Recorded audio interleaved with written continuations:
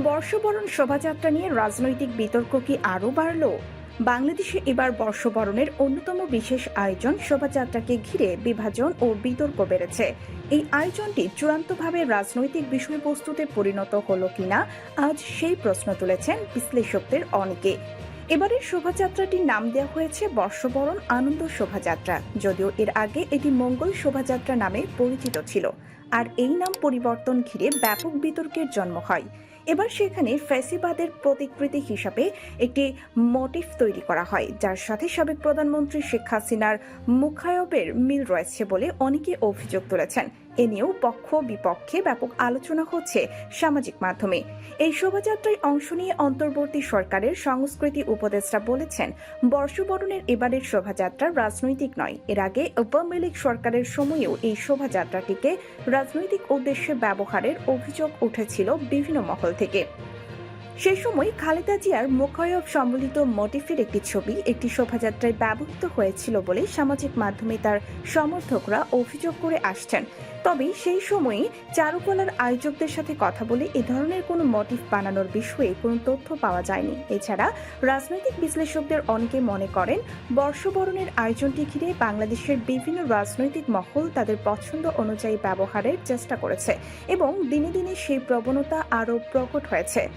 এবারের বাংলা নববর্ষ উদযাপনে রাজধানীর মানিক মিয়া অ্যাভিনিউতে হয়ে গেল বর্ণাঢ্য ড্রোন শো। আর বর্ষবরণ শোভাযাত্রা ড্রোন প্রদর্শনীতে ফুটে উঠল শোষণের খাঁচা ভেঙে জুলাই অভ্যুত্থান। রাজধানীর আকাশে আবু সাইদ মুগ্ধ, লাখো জনতার চোখে জল টলমল নতুন বছর, নতুন বাংলাদেশ। গত সোমবার সন্ধ্যায় ঢাকায় চীনা দূতাবাসের কারিগরি সহায়তায় ও বাংলাদেশ সরকারের সহযোগিতায় এই ড্রোন শোর আয়োজন করা হয়। এই ড্রোন শোতে 1971 থেকে 2024 সাল পর্যন্ত সময়কালকে তুলে ধরা হয় বিভিন্ন প্রতিকৃতির মাধ্যমে। দেখানো হয় 24-এর বীর পায়রার খাঁচা ভাঙা থিম, ফিলিস্তিনের জন্য প্রার্থনা এবং বাংলাদেশ চীন বন্ধুত্বের শুভেচ্ছা বার্তা। ড্রোন প্রদর্শনীতে উপস্থিত লক্ষাধিক জনতা মুগ্ধ হয়ে দেখেছেন বুক চিতিয়ে দাঁড়ানো আবু সাইদ, পানির বোতল হাতে শহীদ মুগ্ধকে। এছাড়া আন্দোলনকারী শিক্ষার্থীদের উদ্দেশ্যে রিকশায় দাঁড়িয়ে সালাম এবং জুলাই আন্দোলনের প্রসঙ্গ ও গণ অভ্যুত্থান থেকে শুরু করে শেখ হাসিনার পতনের দাবিতে সাম্প্রতিক ছাত্র জনতার প্রতিবাদও শোতে স্থান পেয়েছে প্রতীকীভাবে। এই কনসার্টকে কেন্দ্র করে মানিক মিয়া এভিনিউতে তরুণ তরুণী সহ নানা বয়সের মানুষের উপচে পড়া ভিড়।